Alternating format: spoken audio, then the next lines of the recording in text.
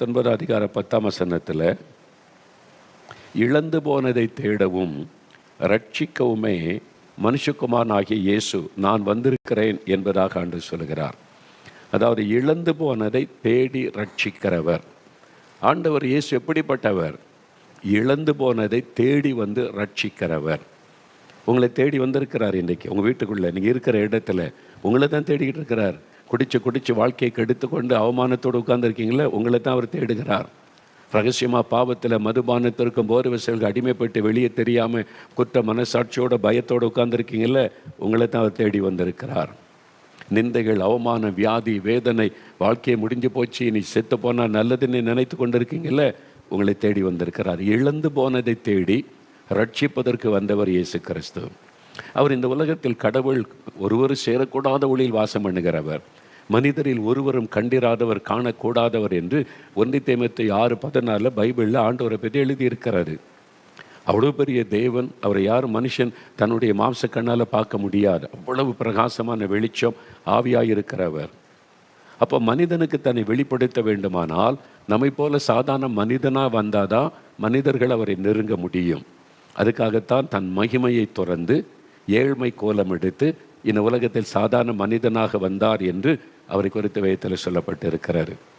ஏன் அவர் இந்த உலகத்தில் வந்தார்? பல காரியங்கள் அவரை குறித்து நீங்கள் வாசிக்க முடியும். 1 தீமோத்தேயு 1:15 வாசித்தால், பாவிகளை ரட்சிக்க கிறிஸ்து இயேசு உலகத்தில் வந்தார், பாவிகளை ரட்சிக்க அப்படின்னு ஒரு வசனம் சொல்லுகிறாரு. 1 யோவான் 3ஆம் அதிகாரம் 8ஆம் வசனத்தில் பைபிளில் சொல்லி இருக்கிறது, பிசாசின் கிரியைகளை அழிக்கும்படி இயேசு வெளிப்பட்டார். அவனுடைய கிரியைகளை அழிச்சதுனால தான் பார்த்தீங்களா பிசாசு பிடியிலிருந்து விடுதலை கொடுக்கிறார்ல. அவர் வந்து அவனுடைய கிரியைகளை அழித்தார் என்பதாக வேதத்திலே பார்க்கிறோம். மத்தேயு 20:28 சொல்லுகிறார், நான் ஜனங்களை மீட்கும்படி என் உயிரை கொடுக்க வந்தேன், என் ஜீவனை கொடுக்க வந்தேன். மரிப்பதற்காகவே பிறந்தவர் இயேசு. அவர் பிறக்கிறதுக்கு முன்னால் 600 வருஷத்துக்கு முன்னாலேயே கடவுள் மனிதனாய் வருவார், அவர் கன்னியின் வயிற்றிலே பிறப்பார், அவர் பாடுபட்டு நமக்காக ரத்தம் சிந்தி மரிப்பார் என்று பைபிளில் சொல்லப்பட்டு இருக்கிறது, தீர்க்க தரிசனமாக முன்கூட்டியே. அப்போ மரிப்பதற்காகவே பிறந்தவர் இயேசு. எதுக்கு கடவுள் வந்து மரிக்கணும்? அதுதான் நீங்கள் கவனமாக கேளுங்க, உங்களுக்கு நான் சொல்லுகிறேன். அப்போ அதுக்கு தான் இயேசு கிறிஸ்து இந்த உலகத்தில் வந்தார். அதில் ஒரு காரியம்தான் இந்த வசனம் என்ன சொல்லுங்க, இழந்து போனதை தேடி ரட்சிக்கும்படிக்கு வந்தார். என்ன இழந்து போனார்? ஆண்டவர் இந்த உலகத்தை சிருஷ்டித்த போது வேதத்தின் முதல் புஸ்தகம் ஆதியாகமத்தில் எப்படி இந்த உலகத்தை ஆண்டவர் உண்டாக்கினார், முதல் மனிதனாகிய ஆதாமையும் ஏவாளையும் உண்டாக்கி ஆண்டவர் அவளை ஏதேன் என்கிற தோட்டத்திலே வைத்திருந்தார். மனிதனுக்கு எந்த குறையும் இல்லை, எந்த பயமும் இல்லை, வியாதி இல்லை, வேதனை இல்லை, மரணம் இல்லை, பயம் இல்லை, சந்தோஷமாக வாழணும், இவங்க ஏன் பிள்ளைங்க அப்படின்ற ஒரு பாசத்தோடு தான் ஆண்டவர் மனிதனை அந்த ஏதேன் தோட்டத்திலே வைத்தார். அப்போ மனிதனுக்கு எந்த குறைவுமே கிடையாது, சந்தோஷம், சமாதானம், ஆரோக்கியம், மகிழ்ச்சி, ஒரு சந்தோஷமாக வாழ்ந்து கொண்டிருந்தாங்க. ஆண்டவரே அவங்களோட பேச தினமும் இறங்கி வருவார், தினம் வந்து அவங்களோட பேசுவார், நடப்பார், என் பிள்ளைகளே என்று பேசுவார். அவங்க தகப்பனை போல நேசித்து அவரை கருத்தை பிடித்து கொண்டு நடப்பாங்க. இவ்வளோ சந்தோஷமான ஒரு வாழ்க்கையை மனிதனுக்கு அமைத்து கொடுத்தார். ஆனால் பிசாஸ் என்கிறவன், சாத்தான் என்று பிசாஸ் என்று சொல்லுகிறவர், ஏமாற்றி வஞ்சித்து ஏவாளை வஞ்சித்து பாவம் செய்ய வைத்து விட்டான், கீழ்ப்படியாமையை செய்ய பண்ணிவிட்டான். அது தேவனை துக்கப்படுத்தி விட்டார். பாவம் தேவனை விட்டு நம்மை பிரித்து விடும். பாவம் சின்ன பாவம் பெரிய பாவம் கிடையாது, பாவம் பாவம்தான். அது மனிதனை தேவனை விட்டு பிரித்து விடும். என்னால் அவர் பரிசுத்தமுள்ள ஒரு தேவன். அப்போ இவங்க பாவம் செய்த பிறகு இழந்து போனார்கள். மனுக்குலம் இழந்து போன நிறைய காரியம். முதலாவது, தேவனோடு உள்ள ஐக்கியத்தை மனிதன் இழந்து விட்டான். இனி ஆண்டவரோடு ஐக்கியப்பட முடியல, ஆண்டவருடைய கையை பிடிச்சிட்டு நடக்க முடியலை. பாவம் செய்ததுனால பிரிவினை வந்து விட்டது. தேவனோடு உள்ள ஐக்கியத்தை மனிதன் இழந்து விட்டான். அதனால சமாதானத்தை அவன் இழந்து விட்டான். அதனுடைய விளைவாக வியாதியெல்லாம் வர ஆரம்பித்து ஆரோக்கியத்தை அவன் இழந்து விட்டான். அந்த பாவத்தின் நிமித்தம் சாபம் உண்டானதுனால சாபத்தின் நிமித்தம் ஆசீர்வாதத்தை அவன் இழந்து விட்டான்.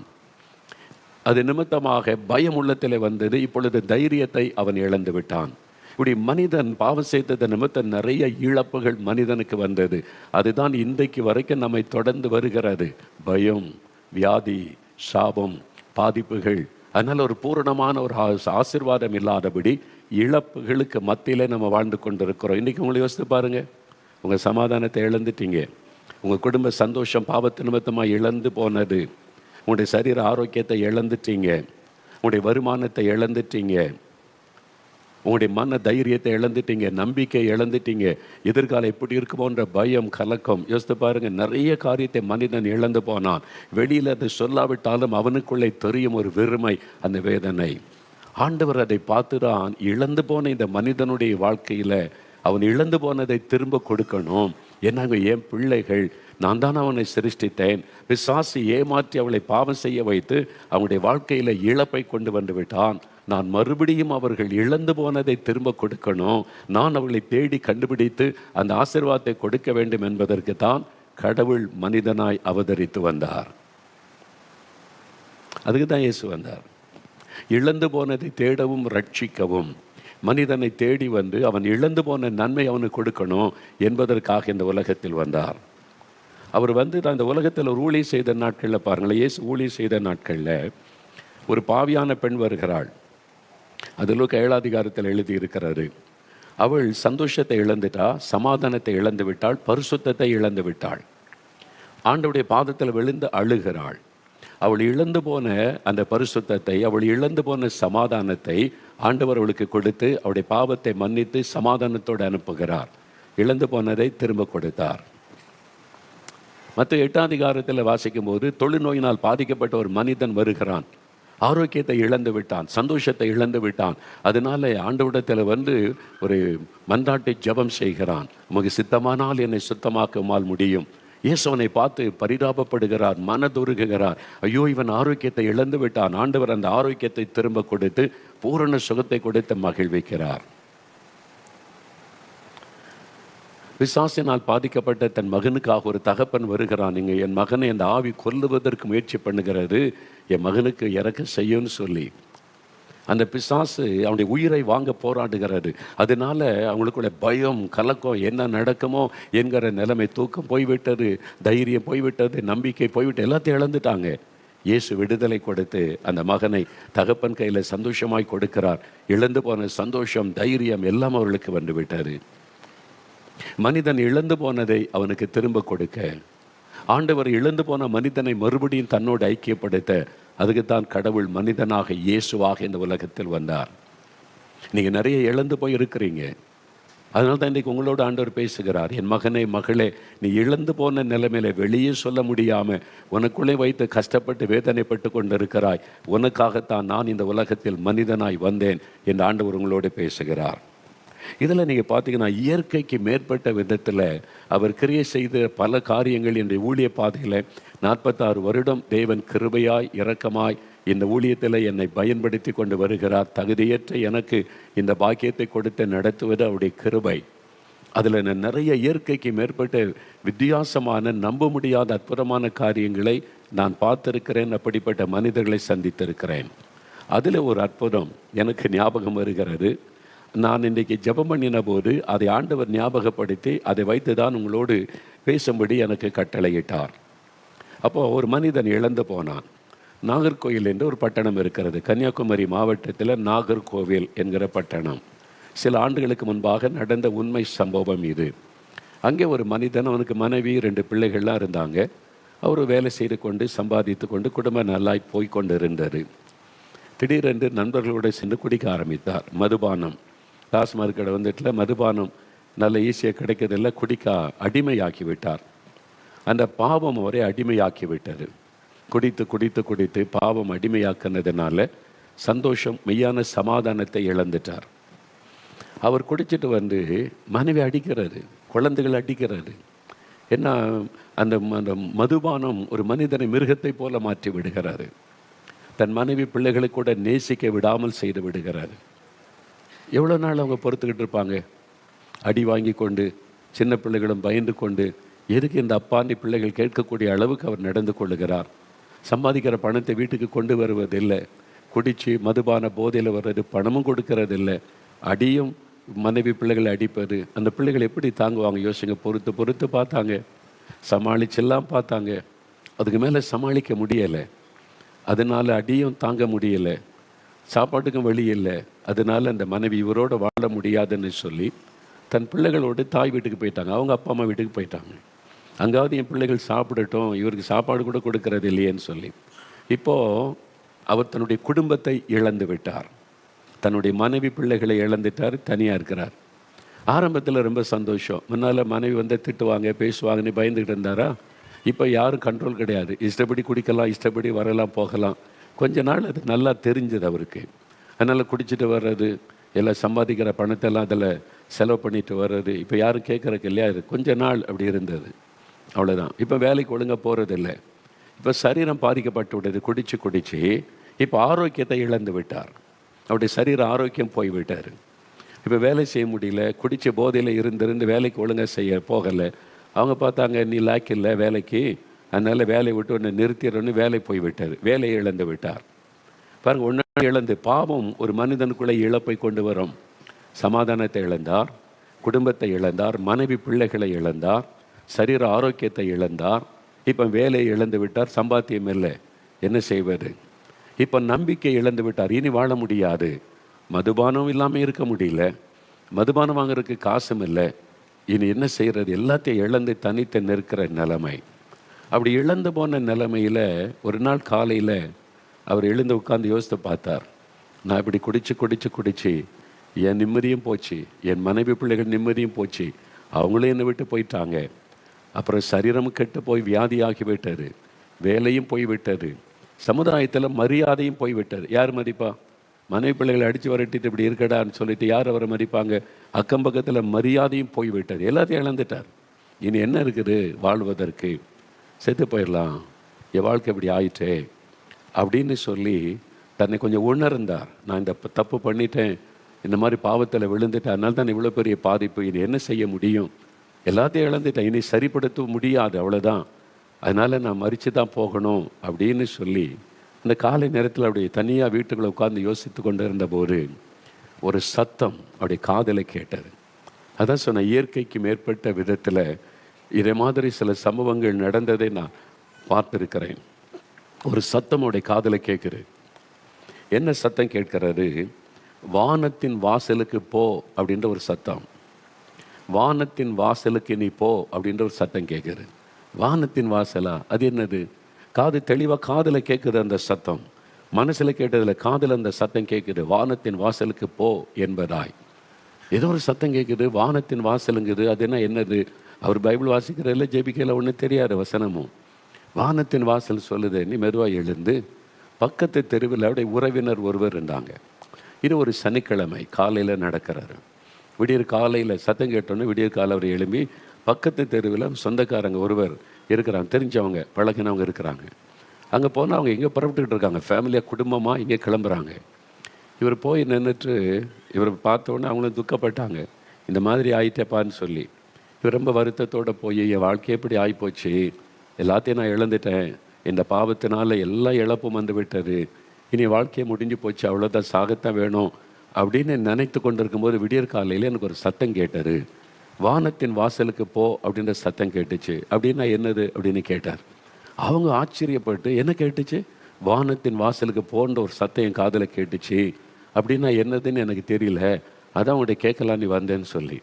அவங்க சொன்னாங்க, அங்கே தான் நாங்கள் போகிறோம், இன்றைக்கி அங்கே தான் புறப்பட்டுக்கிட்டு இருக்கிறோம், அங்கே ஒரு 3 நாள் ஒரு கூட்டம் நடக்க போகுது, ஒரு முகாம் நடக்க போகுது, எங்கள் கூட வரீங்களான்னு சொல்லி. வானத்தின் வாசல்னு ஒரு இடம் இருக்குதா? ஆமாம் இருக்குது, அங்கே போகிறோம். அது வந்து வியாழக்கிழமை காலையில். ஏன்னா அது 3 நாள் முகாம், மே மாதத்தில் நடக்கிற அந்த விடுதலை முகாம் நேரத்தில். அப்போது 3 நாள் நாங்கள் அங்கே போய் தங்கி ஜெபம் பண்ணிட்டு வருவோம். வானத்தில் வாசல்னு ஒரு இடம் இருக்குது, அங்கே தான் போகிறோம், நீங்கள் வரீங்களா அப்படின்னு சொல்லி. இவருக்கு ஆச்சரியம், என் காதில் வானத்தின் வாசலுக்கு போன்னு சத்தம் கேட்குது, இவங்க வானத்தின் வாசலுக்கு புறப்பட்டுக்கிட்டு இருக்கிறாங்க, அப்படி ஒரு இடம் இருக்குதுன்னு சொல்கிறாங்க. வான்னு சொல்ல, சரி நான் வரேன், ஏதோ எனக்கு ஒரு செய்தி கிடைச்சிக்குது, என் வாழ்க்கையில் ஒரு திருப்புமுனைக்கு ஆசீர்வாதத்துக்கு ஒரு வழி திறக்குது, நான் வரேன்னு சொல்லி அவரும் புறப்பட்டு வந்துட்டார். அந்த குடும்பத்தோடு அவங்க ஃபேமிலியாக வந்திருக்காங்க. 4 மாவடியில் நம்முடைய தேவனுடைய கூடாரத்தில் மேலே எழுதியிருக்க வானத்தின் வாசல் அப்படின்னு சொல்லி விடுதலை முகாம் 3 நாள் மே மாதத்தில். இவர் வந்து அந்த வானத்தின் வாசல்ன்ற வார்த்தை பார்த்த உடனே இவருக்கு ரொம்ப ஆச்சரியம். ஒரு நாள் இங்கே வந்ததில்லை, அப்படி ஒரு வார்த்தையை கேள்விப்பட்டதில்லை, ஆனால் இந்த குரல் எனக்கு கேட்டுச்சே, வானத்தின் வாசலுக்கு போ அப்படின்னு யார் பேசியிருப்பாங்க? அதான் இயேசு. ஒரு பாவியான மனிதன் எல்லாத்தையும் இழந்து போன நிலைமையில் இருக்கிறான், இனிய வாழ்க்கை முடிஞ்சு போச்சு, செத்து தான் போகணும்னு நினைக்கிறான். ஆண்டவர் அவனை நேசிக்கிறார். இயேசு அவன் மேலே பாசமாய், ஐயோ இந்த மனிதன் அழிந்து விடக்கூடாது, நான் உனக்கு ஒரு புது வாழ்க்கை தர முடியும் அப்படின்னு சொல்லி ஒரு வழி நடத்துதலை கொடுக்கிறார். வானத்தின் வாசலுக்கு போ. அவர் இதை பார்த்த உடனே ஆச்சரியம். ஆயிரக்கணக்கான மக்கள் வந்திருக்கிறாங்க. முகாம் நடக்குது 3 நாள். அவர் இதுக்கு முன்னால் அப்படி பார்த்ததே இல்லை. முதல் நாள் கூட்டத்தில் உட்கார்ந்து செய்தி கேட்டார். என்ன நடக்கிறது, ஆண்டவர் எப்படி அவருடைய லைஃப்பில் செயல்பட்டார் என்பதை அவர் சொன்னார். அந்த குடும்பம் எனக்கு தெரியும், நான் பார்த்துருக்கிறேன். அவங்க சொன்னதை நான் கேட்டிருக்கிறேன். அப்போ முதல் நாள் கூட்டத்தில் உட்கார்ந்துருந்தாரா, கர்த்தருடைய வசனம், வேத வசனத்தை கொண்டு ஆண்டவர் பேசினார். தன் பாவத்தை மறைக்கிறவன் வாழ்வடைய மாட்டான், அறிக்கை செய்து விட்டு விடுகிறவன் இரக்கம் வருவான். நீதிமொழிகள் 28:13 பைபிளில் சொல்லியிருக்கிறது. ஒரு மனிதன் பாவத்தை மறைத்து வைத்து அவன் மூடி வச்சா வாழ்வடைய மாட்டான், அந்த பாவம் அவனை அழித்து விடும். ஆனால் இயேசுவனிடத்தில் இந்த பாவத்தை அறிக்கை செய்தால், ஆண்டவரே நான் பாவிதான், என்னை மன்னிச்சிருங்க, எனக்கு விடுதலை கொடுங்க, என்னை அறிக்கையிட்டு ஜெபித்தால் அவனுக்கு இயேசு இரக்கம் செய்வார். அவனை மன்னித்து அவனுக்கு இரக்கம் செய்வார், அவனை வாழ வைப்பார் என்பதுதான் அர்த்தம். அந்த வார்த்தை அவரை தொட்டது. ஜெப நேரத்தில் கண்ணீர் விட்டு அவர் அழுதார். என்னுடைய பாவத்தினால தானே நான் எல்லாத்தையும் இழந்துட்டேன். ஆண்டவரே, என்ன மதுபான பாவத்துக்கு இடம் கொடுத்து என் சந்தோஷத்தை சமாதானத்தை இழந்தேன், என் மனைவி பிள்ளைகளை இழந்துட்டேன், என் வாழ்க்கையை நான் இழந்துட்டேன், என்னை மன்னிங்கன்னு சொல்லி பாவத்தை விட்டு மனம் திரும்பினார். தன் பாவத்தை உணர்ந்து ஆண்டவரிடத்தில் அறிக்கையிட்டு அழுதை செபித்தார். முதல் நாள் அவர் செபிக்கும் போது இயேசுடைய கரம் அவரை தொட்டது. அவருக்குள்ள அந்த பாவத்தின் பாரம் விலகினது. இப்போ சொன்னாங்கல்ல, அந்த சகோதரர் எனக்கு குழந்தை வெளியேறி போச்சு, அதான் அந்த பாரம் அவர் வீட்டு விலகினது. பாவத்தின் பாரம் அவர் அழித்து கொண்ட அந்த பாவத்தின் பாரம் விலகி ஒரு சந்தோஷம், ரட்சிப்பின் சந்தோஷம். அதுக்கு பேர் தான் பாவ மன்னிப்பின் சந்தோஷம், ரட்சண்ய சந்தோஷனே பைபிளில் சொல்லி இருக்கிறது. அதுதான் மெய்யான சமாதானம். அந்த பாவ மன்னிப்பின் சமாதானம் இயேசு தருவதை நீங்கள் பெற்றுக்கொண்டாதான் அதுதான் உலகம் தர முடியாத, எடுக்க முடியாத மெய்யான சமாதானம். அந்த சமாதானம் உள்ளத்தில் அவருக்குள்ளே தெரிந்தது, என் வாழ்க்கை மாறிவிட்டது. முதல் நாள் ஒரு அற்புதம் நடக்கிறது, அவருடைய லைஃப் சேஞ்ச் ஆகுது. அவர் இழந்து போன சமாதானத்தை ஆண்டவர் திரும்ப கொடுக்கிறார். பாவ மன்னிப்பை கொடுத்து அந்த ரட்சிப்பின் சந்தோஷத்தை கொடுத்து இழந்து போன அந்த சமாதானத்தை திரும்ப பெற்றுக்கொள்கிறார். புது மனிதனாய் மாறிவிட்டார். அந்த குடிக்க வேண்டும் என்ற எண்ணம் மறைந்து விட்டது. மதுபானத்தை குறித்த விருப்பம் போய்விட்டது. ஒரு மாற்றம். அதுதான் இயேசு செய்கிற பெரிய ஒரு அற்புதம். ஒரு மனிதனுடைய வாழ்க்கையை மாற்றுவது, அவனுடைய இருதயத்தை மாற்றுவது, சிந்தையை மாற்றுவது, அது இயேசுவால் மட்டும்தான் முடியும். பாவ சிந்தையை மாற்ற முடியும் பிசாசால, பரிசுத்த சிந்தையை மாற்ற இயேசுவால் மட்டும்தான் முடியும். ஆண்டவர் அவரை மாற்றிட்டார். இப்போ பெரிய சந்தோஷம் அவருக்கு. நான் என் பாவத்தெல்லாம் ஆண்டவர் மன்னிச்சிட்டாரு, இனிமேல் நான் குடியில் அந்த சிந்தையெல்லாம் போயிட்டு முதலாவது பெரிய ஒரு சந்தோஷம் வருகிறது. 2வது நாள் கூட்டத்தில் முகாம் காலையிலேருந்து மாலை இரவு வரைக்கும் நடக்கும். இப்போ 2வது நாள் முகாமில் அவர் அமர்ந்திருக்கும் போது அவருடைய சரீர வியாதியினாலே பாதிக்கப்பட்டு இருந்தது. இந்த குடிச்சு பாவத்தினால சரீரத்தில் ஒரு வியாதி உண்டாகி பாதிப்பு உண்டாயிருந்தது. இப்போ ஆண்டவர்கிட்ட ஜெபித்தார், என் பாவத்தை மன்னிச்சிங்கல்ல, என்னுடைய சரீரத்தில் இருக்கிற வியாதியை மாற்றுங்க, எனக்கு திரும்ப இழந்து போன ஆரோக்கியத்தை திரும்ப எனக்கு தாங்க ஆண்டவரே. அவர் ஜெபிக்கிறார். அந்த நாள் கூட்டத்தில் ஜெபிக்கிறார். நாங்கள் அந்த சமயத்தில் எண்ணெய் பூசி ஜனங்களுடைய சுகத்துக்காக ஜெபிக்கிறது உண்டு. அந்த 2வது நாளில் அது மாதிரி விசேஷமாக வியாதியஸ்தருடைய சுகத்துக்காக ஜெபிக்கும்போது ஆண்டவருடைய கரம் அவரை தொட்டது. 2000 ஆண்டுகளுக்கு முன்பாக இயேசு மனதுருகி வியாதியஸ்தரை தொட்டு சுகமாக்கின இயேசு இன்றைக்கும் அதே மனதுருக்கத்தோடு ஜனங்களை தொட்டு குணமாக்குகிறார். அவருடைய கையில் அப்படி என்னங்க இருக்குது விசேஷம்னு சொன்னீங்கன்னா, 1 பேதுரு 2:24 வேதத்தில் எழுதி இருக்கிறது, அவருடைய கரத்தில் ஆணி பாய்ந்த தழும்புகள் இருக்கிறது, அவருடைய தழும்புகளால் சுகமாகிறோம்.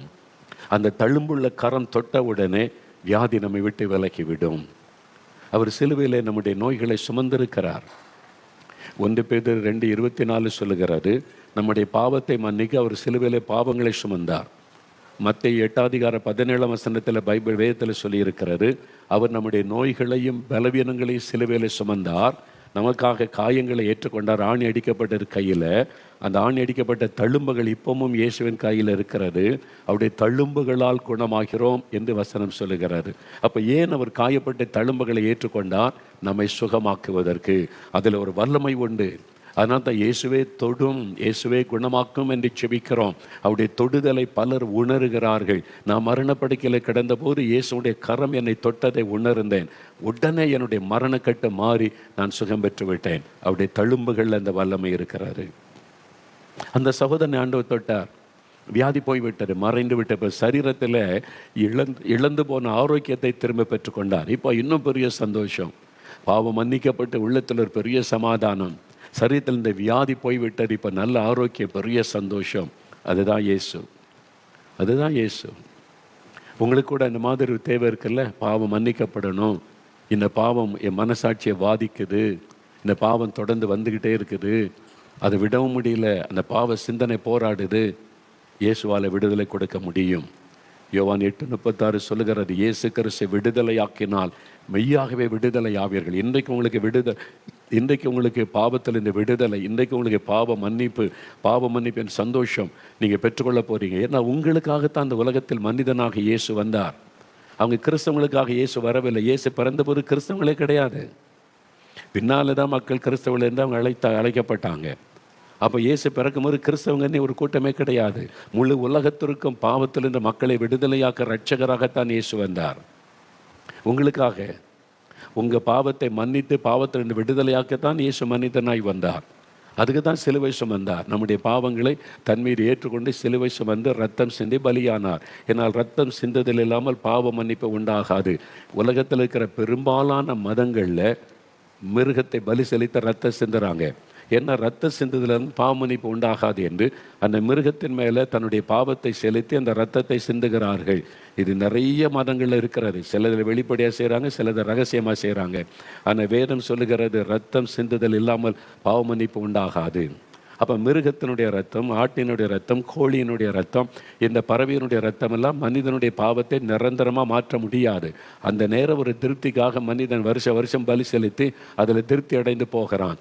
அது பாவத்திலிருந்து முழுமையான விடுதலை கொடுக்க முடியாது. ஆகவே தான் கடவுள் மனிதனாய் வந்தார். மனுஷர் ரத்தம் சிந்தப்படணும், மனிதனுடைய பாவம் மன்னிக்கப்பட.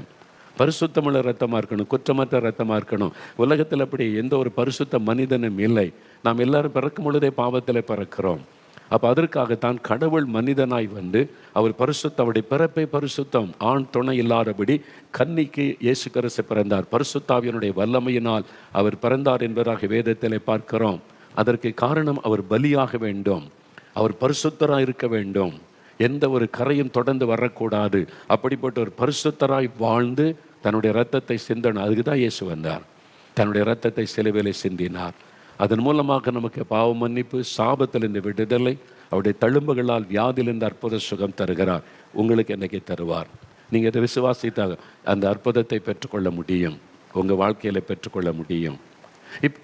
ரெண்டாவது நாளில் ரெண்டாவது அற்புதம் நடைபெற்றது. இப்போ மூன்றாவது நாள், கடைசி நாள், விடுதலை பெருவிழா மூன்றாவது நாள் கடைசி நாள். அதை முடிச்சுட்டு ஈவினிங்கில் வீட்டுக்கு போகணும். இப்போ அவர் ஜெபிக்கிறார், ஆண்டவரே என் பாவத்தை மன்னிச்சு எனக்கு சமாதானத்தை நீங்கள் தந்துட்டீங்க, ஸ்தோத்திரம். நான் இழந்து போன சந்தோஷத்தை தந்துட்டீங்க, ஸ்தோத்திரம். நான் இழந்து போன என்னுடைய சரீர சுகத்தை தந்துட்டீங்க, ஸ்தோத்திரம். நான் இழந்து போன வேலை எனக்கு வேணும். நான் வேலை செய்தால் தான் என்னை சாப்பிட முடியும். அதனால் எனக்கு வேலை நீர் கிடைக்க பண்ணணும். ஜெபம் பண்ணார். நான் இழந்து போன குடும்பம் எனக்கு வேணும், என் மனைவி பிள்ளைகள் எனக்கு வேணும், இழந்து போனதை எனக்கு திரும்ப தாங்கன்னு சொல்லி மூன்றாவது நாள் கண்ணீரோட இயேசுண்டத்தில் மன்றாடி ஜெபிக்க, என் பாவத்தினால தான் வேலை இழந்துட்டேன், குடும்பத்தை இழந்துட்டேன், என்னை மன்னிச்சிட்டிங்கல்ல, அப்போ எனக்கு வேலை கொடுங்க, என் மனைவி பிள்ளைகளை எனக்கு தாங்க, இழந்து போனதை தாங்க நீ கண்ணீரோடு ஜெபிக்கிறார். அவருக்குள்ள ஒரு பெரிய விசுவாசம். என் ஜெபத்தை ஆண்டவர் கேட்டு விட்டார் என்று சொல்லி அவர் இங்கிருந்து மாலையில் புறப்பட்ட நாகர்கோயிலுக்கு போகிறாங்க. இவர் போய் வீடுக்கு சேர்றதுக்குள்ளே அப்படி மனைவி பிள்ளைகள் திரும்பி வந்துட்டாங்க. இவர் போய் வீட்டு வாசலுக்கு போனால் அவங்க வாசலில் உட்காந்துருக்குறாங்க. ஆண்டவர் இழந்து போன குடும்ப உறவை திரும்ப கொடுத்தார், மனைவி பிள்ளைகளை கொடுத்தார், இழந்து போன வேலையை திரும்ப கொடுத்தார். இப்போ வேலை செய்து சம்பாதித்து தன் மனைவி பிள்ளைகளோட மகிழ்ச்சியோடு ஆண்டவர் வாழ செய்தார். அதுதான் இயேசு. அதுக்கு தான் அவர் வந்தார். அதுக்கு தான் இயேசு இந்த உலகத்தில் மனிதனாய் வந்து சிலுவையிலே தன்னுடைய இரத்தத்தை சிந்தி மரிக்க தன்னை பலியாய் கொடுத்தார். உங்களுக்காக உங்கள் வாழ்க்கையில் இன்றைக்கி இழந்து போன நிலைமையில் இருக்கிறீங்க. சந்தோஷத்தை இழந்துட்டீங்க, சமாதானத்தை இழந்துட்டீங்க, ஆண்டவரோடு உள்ள ஐக்கியத்தை பாவத்தை நிமித்தத்தை இழந்துட்டீங்க, குடும்ப சமாதான உறவுகளை இழந்து குடும்பத்துக்குள்ள சண்டை, குழப்பம், சமாதானமற்ற நிலைமை.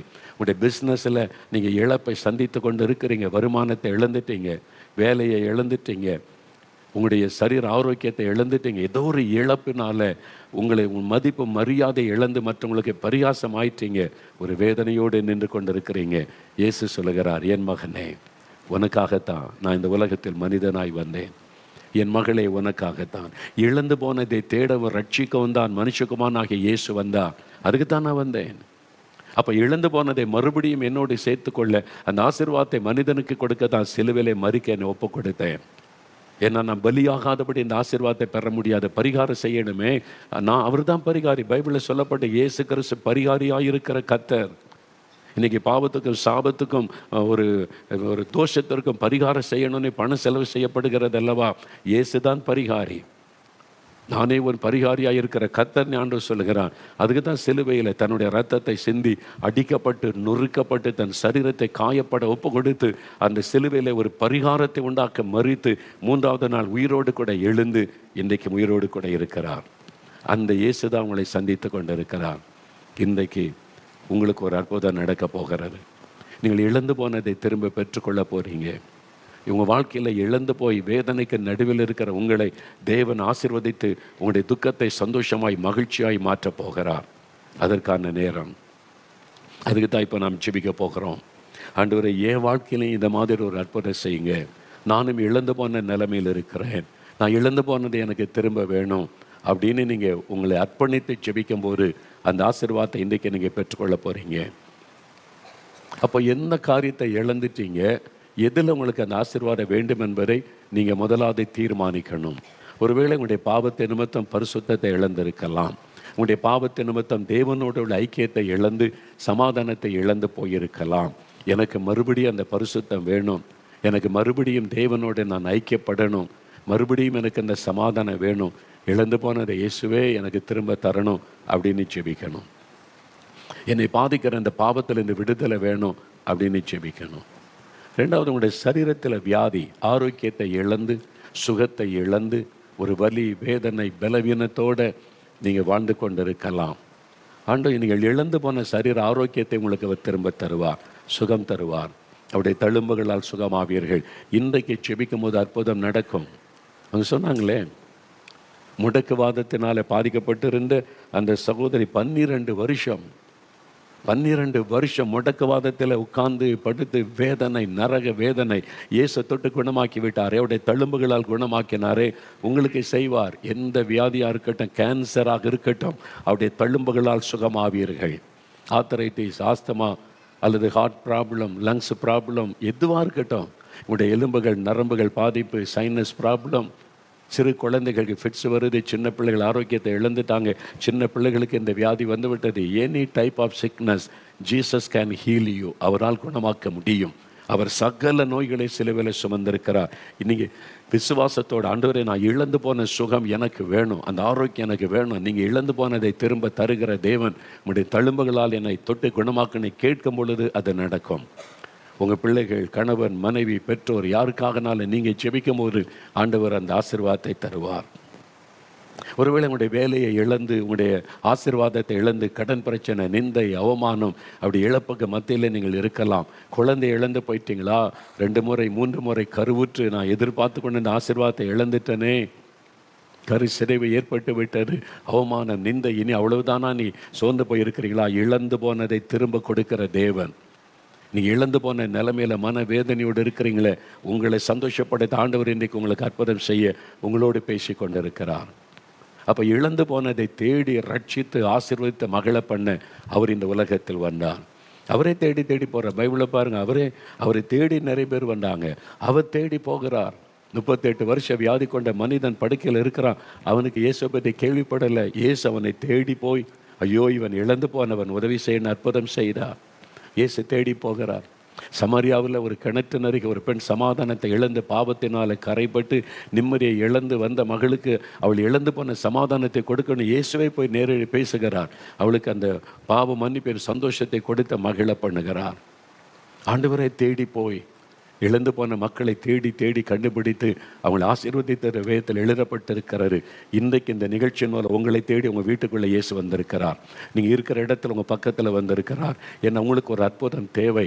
நீங்கள் இழந்து போனதை திரும்ப பெற்றுக்கொள்ளணும். உங்களுடைய வாழ்க்கையிலே ஒரு பாதிப்பு இருக்கிறது, மனதில் ஒரு பாதிப்பு இருக்கிறது, சரீரத்திலே பாதிப்பு இருக்கிறது. ஆண்டவர் உங்களை ஒரு அற்புதம் செய்து மகிழ்விக்கணும், துக்கத்தை மாற்றணும். அதுக்காக இயேசு வந்திருக்கிறார். இப்போ அவரை நோக்கி நாம் ஜெபிக்க போகிறோம். இந்த இயேசுவை நீங்கள் அறிந்து கொண்டீங்களா? அவர் எப்படிப்பட்டவர் என்பதை இப்போ அறிந்து கொண்டீங்க. இழந்து போனதை திரும்ப தருகிற தேவன். அவர் உங்கள் வாழ்க்கையில் இந்த அற்புதத்தை செய்ய போகிறார். நாம் ஒன்றுனா ஜெபிக்க போகிறோம். முதலாவது, உங்களுடைய இழந்து போன பரிசுத்தத்தை நீங்கள் பெற்றுக்கொள்ளணும். அதாவது பாவ நிமித்தத்தை இழந்து போன சமாதானத்தை திரும்ப பெற்றுக்கொள்ளணும். அதுக்காக ஜெபம். பாவம் மன்னிப்பு வேணும், பாவத்தின் விடுதலை வேணும். ரெண்டாவது, இழந்து போன சரீர சுகத்தை திரும்ப பெற்றுக்கொள்ளணும். உங்களுடைய சரீரத்தில் சுகமுண்டாக ஜெபிக்க போகிறோம். மூன்றாவது, பிசாசினால் பாதிக்கப்பட்டு இழந்து போன அந்த தைரியம், நம்பிக்கை, அதெல்லாம் இழந்துட்டீங்க. இப்போ பயம், மரண பயம், அந்த கலக்கம், அதில் நீங்கள் இழந்து போன தைரியம், நம்பிக்கையை திரும்ப பெற்றுக்கொள்ள போகிறீங்க. அப்புறம் இழந்து போன ஆசீர்வாதங்கள், கற்பத்தின் கனியை இழந்திருக்கலாம், பிஸ்னஸை இழந்திருக்கலாம், வேலையை இழந்திருக்கலாம், சொத்துக்களை இழந்திருக்கலாம், உங்களுடைய மதிப்பு மரியாதையை இழந்திருக்கலாம். அந்த ஆசீர்வாதத்தை தேவன் உங்களுக்கு திரும்ப தரும்படி ஜெபிக்க போகிறோம். இப்போ நாம் ஜெபிக்க போகிறோம். நாம் முழங்கால் படியிட்டு கருத்தாய் ஆண்டவருடைய சமூகத்தில் ஒவ்வொரு காரியமாக நாம் ஜெபிக்க போகிறோம். இந்த வேளையில் ஜெபம் பண்ணும்படிக்கு முடிந்தவர்கள் முழங்கால் படியிட்டு கொள்ளுங்க. ஆண்டவருடைய பாதப்படியில் நம்ம முழங்கால் படியிட்டு நாம் ஜெபிக்க போகிறோம். இப்போ நீங்கள் இருக்கிற இடத்துல அப்படியே முழங்கால் படியிட்டு ஜெபிக்கணும். ஆண்டவருக்கு முன்னால் முழங்காலில் நிற்பது நம்மை தாழ்த்துவதற்கு ஒரு அடையாளம். அவர் பரிசுத்தமுள்ள வல்லமையுள்ள தேவன். அவருக்கு முன்பாக நம்மை தாழ்த்துவதற்கு அடையாளமாய் முழங்கால் படியிட்டு கொள்ளுங்க. ஒருவேளை கிறிஸ்தவர் அல்லாதவர்கள் இப்படி முழங்கால் படியிட்டுலாம் பழக்கம் இல்லை, நேரம் முழங்காலெல்லாம் நிற்க முடியாது அப்படின்னு சொன்னால் பரவாயில்ல, உட்கார்ந்து ஆனால் கண்களை மூடி ஜெபிக்கணும். நீங்கள் உட்கார்ந்திருந்தாலும் தேவ பிரசன்னத்தில் இருக்கிறீர்கள். இயேசு அங்கே இருக்கிறார், இயேசு பக்கத்தில் இருக்கிறார் என்பதை விசுவாசித்து ஜெபிக்கணும்.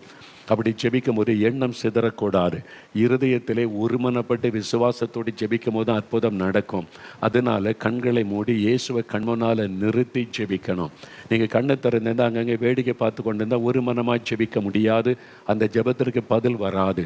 அப்போ விசுவாசத்தோட இருதயத்தில் விசுவாசித்து ஒரு மனமாக ஜெபிக்க வேண்டும். அதற்கு தான் நம்முடைய கண்களை மூடி இயேசுவை நம்ம இருதயத்தில் நினைத்து இயேசுவே என்னை ஜெபிக்கணும். அவருடைய பெயரை சொல்லி கூப்பிடணும். இயேசுவே எனக்கு உதவி செய்யணும், இயேசுவே நான் இழந்ததை திரும்ப தரணும், இயேசுவே எனக்கு ஒரு அற்புதம் நடக்கணும், இயேசுவே என் பாவங்கள் மன்னிக்கப்படணும், இயேசுவே எனக்கு பாவத்திலிருந்து விடுதலை வேணும், இயேசுவே இந்த வியாதியிலிருந்து எனக்கு சுகம் வேண்டும், இயேசுவே நான் இழந்து போன ஆரோக்கியம் எனக்கு வேணும், இயேசுவே நான் இழந்து போன கற்பத்தின் ஆசீர்வாதம் எனக்கு வேணும். அப்படி குறிப்பாக சொல்லி ஜெபிக்கணும். முதலாவது நாம் ஜெபிக்க போகிறது சமாதானத்தை பெற்றுக்கொள்ள, பாவ மன்னிப்பை பெற்றுக்கொள்ள, பாவத்திலிருந்து விடுதலை பெற்றுக்கொள்ள முதலாவது ஜெபிக்க போகிறோம். என்னால் இயேசு சொன்னார், முதலாவது தேவனுடைய ராஜ்யத்தையும் அவருடைய நீதியையும் தேடுங்கள், அப்பொழுது எல்லாமே உங்களுக்கு கூட கொடுக்கப்படும் என்று இயேசு சொன்னார். முதலாவது இயேசுவே நீர் எனக்கு வேணும், என் உள்ளத்தில் வர வேண்டும், என் வாழ்க்கையிலே நீர் வர வேண்டும். நீர் வந்தால் எழுந்து போன சந்தோஷம் எனக்கு கிடைக்கும், சமாதானம் எனக்கு கிடைக்கும், பரிசுத்தம் எனக்கு உண்டாகும். அதனால நீர் எனக்கு வேண்டும் அப்படின்னு சொல்றவங்க இருதயத்தில் கை வைங்க. உங்களுடைய இருதயத்திலே வலது கரம் வைத்து இயேசுவே என் உள்ளத்தில் நீங்க வரணும், என் வாழ்க்கையில் இயேசுவே நீங்க வரணும், இயேசுவே என் பாவத்தெல்லாம் சிலுவையில் சுமந்தீங்களே, எனக்காக ரத்த சிந்தினீங்களே, நான் விசுவாசிக்கிறேன். அந்த இரத்தத்தினால் என் இருதயத்தை பாவமர கழுவி அருளும். அந்த இரத்தத்தின் வல்லமையினால் இந்த பாவத்திலிருந்து எனக்கு விடுதலை தாரும். இன்றைக்கோடு இந்த பாவ விருப்பங்கள் எண்ணங்கள் என்னை விட்டு விலகணும். இயேசுவே நான் இழந்து போன சந்தோஷம் பரிசுத்தத்தை எனக்கு தாரும். ஜெபிங்க ஜெபிங்க. ஐயா ஜெபம் பண்ணுங்க, அம்மா ஜெபம் பண்ணுங்க. இன்னும் எவ்வளவு காலம் பாவத்திலே நிம்மதி இல்லாமல் வாழ போகிறீங்க? இன்னும் எவ்வளவு காலம் பாவத்துக்கு அடிமைப்பட்டு உங்களுடைய வாழ்க்கையை நீங்கள் தொலைத்தவர்களாய் வாழ போகிறீங்க? இயேசு உங்களுக்கு ஒரு புது வாழ்க்கை கொடுக்க உங்களை சந்தித்து கொண்டிருக்கிறார். இயேசு உங்களுக்கு ஒரு புதிய ஆரம்பத்தை கொடுக்க உங்களோடு பேசி கொண்டிருக்கிறார். இயேசு கிறிஸ்துவின் ரத்தம் சகல பாவங்களை நீக்கி நம்மை சுத்திகரிக்கும். இயேசு கிறிஸ்து விடுதலை ஆக்கினால் மெய்யாகவே விடுதலை ஆவீர்கள். இப்போ இருதயத்தில் கை வைத்து இயேசுவே மன்னியும், இயேசுவே உம்முடைய ரத்தத்தினால் என்னை கழுவும், இயேசுவே எனக்கு விடுதலை தாரும், இயேசுவே இயேசுவே ஜெபம் பண்ணுங்க. இனிமேல் இந்த மதுபானம் எனக்கு வேண்டாம், இந்த போதை வஸ்துகள் எனக்கு வேண்டாம் ஆண்டவரே, இந்த அடிமைத்தனம் எனக்கு வேண்டாம், இந்த பாவ அடிமைத்தனம் எனக்கு வேண்டாம், என் சிந்தனையிலே காணப்படுகிற பாவங்கள் விலகட்டும், என்னை அடிமையாக்கி வைத்திருக்கிற பாவங்கள் எல்லாம் விலகி எனக்கு ஒரு விடுதலை வேணும். இயேசுவே மன்னியும், இயேசுவே விடுதலை தாரும், இயேசுவே சமாதானம் தாரும், எனக்கு இழந்து போன சமாதான சந்தோஷத்தை தாங்க ஆண்டவரே. இயேசுவே எனக்கு உதவி செய்யும், என்னால் பாவத்தை விட முடியலை, என்னால் அதிலிருந்து வெளியே வர முடியலை, நீங்கள் எனக்கு விடுதலை கொடுங்க. நீங்கள் விடுதலை கொடுக்கிற ஆண்டவர்னு சொல்கிறாங்களே, எனக்கு இயேசுவே விடுதலை கொடுங்க, விடுதலை கொடுங்க, என் உள்ளத்தில் வாங்க, எனக்கு புது இருதயம் தாங்க. ஜெபிக்க ஜெபிக்க ஆண்டவருடைய வல்லமை தொடுகிறது. இயேசுவின் ரத்தத்தின் வல்லமை உங்களுடைய இருதயத்திற்குள்ளே இறங்குகிறது. இதோ உங்களுடைய ஜெபம் கேட்கப்பட்டு கொண்டிருக்கிறது. ஆண்டவருடைய வல்லமை சிலர் மீது இறங்குவதை உணர்கிறீர்கள். ஆண்டவருடைய பிரசன்னம் உங்களை தொடுவதை உணர்கிறீர்கள். இப்பொழுது உங்களுடைய உள்ளத்தில் இருந்து அந்த பாவம் விலகுகிறது, பாவ இருள் விலகுகிறது, ஆண்டவருடைய வெளிச்சம் உள்ளத்தில் பிரகாசிக்கிறது. உங்களுடைய வாழ்க்கையின் இருள் விலகி ஒரு வெளிச்சம் உண்டாகிறது, சமாதானம் சந்தோஷம் உண்டாகிறது. இயேசுவே என்னை மன்னித்ததற்காய் ஸ்தோத்திரம், இயேசுவே எனக்கு விடுதலை தருகிறதற்காய் ஸ்தோத்திரம். அப்படி ஆண்டவரை துதிங்க, ஆண்டவரை துதிங்க. வாய் திறந்து நீங்க துதிக்க துதிக்க துதிக்க உங்களுடைய உள்ள மகிழ்ச்சியினால் நிரம்புகிறது, சந்தோஷத்தினால் நிரம்புகிறது. ஆண்டவருக்கு நன்றின்னு சொல்லி ஆண்டவரை துதிக்க ஆரம்பிங்க. ஆண்டவரை ஒவ்வொருடைய ஆசீர்வாதத்துக்காக ஜெபிக்கிறேன், குடும்ப ஆசீர்வாதத்திற்காக ஜெபிக்கிறேன். வேலை இல்லாத பிள்ளைகளுக்கு வேலைக்கு வழி திறக்கப்படட்டும், நிரந்தர வேலை கொடுத்து ஆசீர்வதியும். ஆண்டவரை நல்ல போதுமான வருமானம் இருக்கும்படி அப்படி வாழ்க்கைக்கு தேவையான வருமானத்தை ஏற்ற வேலை கொடுத்து ஆசீர்வதியும், பிசினஸை கொடுத்து ஆசீர்வதியும். தடைகள் விலகட்டும், காரியம் வாய்க்கட்டும். ஆண்டவரை அப்படியே கடன் பிரச்சனைகள் மாறட்டும், வறுமைகள் நீங்கட்டும், பண பிரச்சனைகள் இயேசுவின் நாமத்தில் மாறட்டும். அவளை ஆசீர்வதித்து அருளும். பிள்ளைகளுடைய திருமண காரியத்தை நடத்தி தாரும், தடைகள் விலகட்டும், திருமண காரியம் வாய்க்கட்டும். இந்த ஆசீர்வாதம் இந்த குடும்பங்களிலே உண்டாகட்டும். கற்பத்தின் ஆசீர்வாதத்துக்காக ஜெபிக்கிறாங்க. தகப்பனே உம்முடைய பிள்ளைகளுக்காக ஜெபிக்கிறேன். நிந்தை அவமானங்களுக்கு நடுவிலேயும் ஆண்டவரே சிலர் கற்பத்தின் கனியை இழந்து மரணத்தில் பறிகொடுத்து கரிசரவு ஏற்பட்டு இழந்து போன ஆசீர்வாதம் வேணும்னு ஜெபிக்கிறாங்க. அந்த பிள்ளைகளுக்கு இரக்கம் செய்யும், அந்த சகோதரிமார்களுக்கு அந்த பெண் பிள்ளைகளுக்கு இரக்கம் செய்யும். ஆசீர்வதிங்க ஆண்டவரே, இழந்து போன அந்த ஆசீர்வாதத்தை திரும்ப கொடுங்க. கற்பத்தின் ஆசீர்வாதம் உண்டாகட்டும், தடைகள் விலகட்டும். அந்த கணவன் மனைவியினுடைய கண்ணீருக்கு பதில் கொடுங்க. வருகிற வருஷத்தில் ஒரு குழந்தையை அணைத்துக் கொள்ளும்படி செய்யும். வெட்கத்திற்கு பதிலாக இரண்டத்தனியான பலன் வரும் என்ற வாக்குத்தத்தம் நிறைவேறட்டும். எல்லா தடைகளும் மாறட்டும். ஆசீர்வதியும், ஆசீர்வதியும். ஆண்டவரே வீடு இல்லாத பிள்ளைகளுக்கு வீடு வாசலை உண்டாக்கி கொடுக்கிற தேவன். கட்டப்படுகிற வீடு பாதியிலே நிற்கிறது, அந்த தடைகள் மாறட்டும், அதை வாய்க்க பண்ணும். வழக்குகளுக்கு ஒரு முடிவு வரட்டும், வீணான வழக்குகளுக்கு முடிவை கொடுத்து சமாதானத்தை உண்டாக்கி அருளும். ஆசீர்வாதம் குடும்பத்தில் உண்டாகட்டும், சமாதானம், ஆசீர்வாதம். சகல தடைகளும் மாறட்டும் என்று ஜெபிக்கிறேன். ஊழியம் செய்கிற பிள்ளைகளை ஆசீர்வதியும், பாஸ்டர்மார்களை ஆசீர்வதியும், சுவிசேஷகர்களை ஆசீர்வதியும். உமக்கு இந்த ஊழியம் செய்கிற ஒவ்வொருவரையும் தொடுவீராக. வியாதிப்பட்டிருக்கிற ஊழியர்கள் சுகம் அடையட்டும் இயேசுவின் நாமத்தில். ஊழியர்களுடைய சுகத்தை விரும்புகிற தேவனே, உம்முடைய வல்லமை இறங்கட்டும். பலவீனப்படுத்துகிற ஆவிகள் விலகட்டும் இயேசுவின் நாமத்தில். ஊழியத்தை எதிர்த்து நின்று ஊழியர்களை தாக்குகிற பிசாசை நான் கடிந்து கொள்கிறேன் இயேசுவின் நாமத்தில். அந்த சரீரத்தை விட்டு உன் கையினை எடு என்று உன்னை கடிந்து கொள்கிறேன். வியாதிப்பட்ட ஒவ்வொரு ஊழியர்களும் ஊழியக்காரிகளும் சுகம் அடைவார்களாக. பலவீனப்பட்ட ஊழியர்கள் சுகம் அடைவார்களாக. இப்பொழுதே மரண படுக்கைகள் மாறட்டும், வியாதி படுக்கைகள் மாறட்டும். உம்முடைய ஊழியர்கள் எழும்பி நடந்து உம்முடைய ஊழியத்தை மகிமையாக செய்யட்டும். உம்முடைய வல்லமை தொட்டதற்காய் ஸ்தோத்திரம், சுகம் கொடுத்ததற்காய் ஸ்தோத்திரம், விடுதலை தந்ததற்காக உமக்கு நன்றி. ஜேம்ஸ் கர்த்தருடைய ஊழியத்தை செய்கிற, அருமையாய் முடிந்த அளவுக்கு பிரயாசப்பட்டு ஊழியம் செய்கிற ஜேம்ஸ், நீங்கள் வியாதி படுக்கையில் படுத்திருக்கிறீங்க. என் வாழ்நாள் அவ்வளவுதானோ என்று எண்ணுகிறீங்க. இல்லை, இயேசு உங்களை தொடுகிறார். அந்த கட்டுகள் மாறுகிறாரு. நீங்கள் பண்ண வேண்டிய பிரயாணம் வெகு தூரம். உங்களுக்கு தேவன் இன்னும் மகிமையான ஊழியத்தை வைத்திருக்கிறார். அவைகளை நீங்கள் நிறைவேற்ற வேண்டும். நீங்கள் தேவ சித்தத்தின்படி செல்வதற்காக இந்த சின்ன தடை ஏற்பட்டது. இனி தேவனிடத்தில் கேட்டு காரியத்தை செய்யுங்க. உங்களுடைய ஊழியம் திரள் கூட்ட மக்களை ஆண்டவர் பக்கம் கொண்டு வர போகிறாரு.